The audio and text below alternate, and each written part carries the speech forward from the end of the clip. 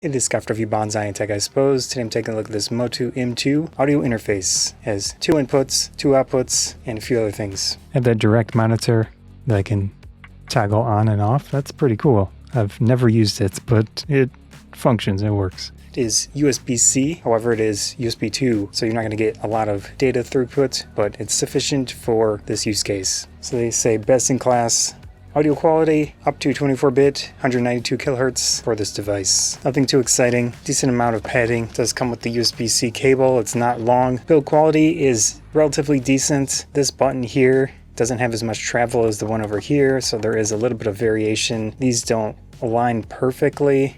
So you can see this one goes down a little bit more than that one at its lowest setting. No complaints. I've used this for a good amount of time now, and it still works just fine. In the back we have MIDI input and output.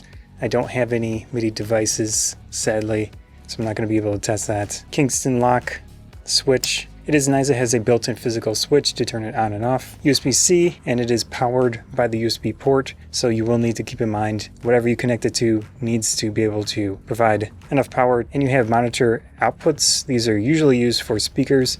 They have rubber on the bottom here, so that's convenient. Headphone output with the related dial. Take note that the headphone jack is the larger style, so you're going to need an adapter if your headphones are the standard 3.5 millimeter. This is the monitor dial for adjusting that. The screen, of course, with levels. Build quality on these, not amazing. So as I shake it, these kind of pop out a little bit. Obviously this is meant for being used with a computer, but you'll be surprised to know that it works with my phone. This is not included, but it is a USB-C to USB-C cable. This will totally depend on your phone and its capabilities. So you can see it's actually working with my phone. That's pretty crazy and very neat. See the levels display.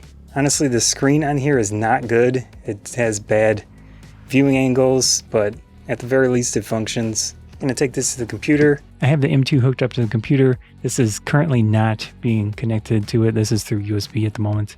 You have the 2 outputs. They do run at the same time. One of their download pages, you can see not much to it there. And then if we take a look at the actual installed software, it's very, very simple. You can select your sample rate. I have it to 48 kilohertz. That's a standard for doing videos and things like that. I use it, it works. It's fine enough for me, but you do have up to 192,000. And buffer size, I think this is the default 256. You can mess around with these if you want. And then you have a few other options. Sync to the Windows sample rate. In my case, I have that enabled. Use the lowest latency safety offsets. So if we take a look at that, it says use this option for best possible low latency performance from the driver. Some computers, it might not work well and glitch, pops, clicks. I have it disabled, but that's an option if you want to use it. So what I can do now is connect this microphone to the Motu M2. Try to get it all working, hopefully. Test. Max it out. That's maximum level. It's probably pretty loud. What I can also do is take this thing and record from it. So right now I'm recording the output from the headphone jack on the M2 into this recorder.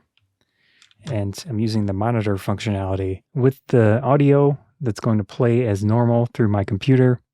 Can do that as well. And that's being recorded into there. They have a strong green cast and they produce unflattering shadows due to their position. Very functional device, has a lot of options, multiple inputs, multiple outputs. The outputs do run at the same time. You can adjust them with the dials here. Build quality is relatively decent. The buttons aren't amazing, but it does have a metal case to it. Drivers are pretty basic, but they do keep them up to date, which is nice. I see this as something that should last you a long time. Nice device, works well. I like it. That was an overview of the Motu M2, Scott Photography Bonsai and Tech, I suppose. Thanks.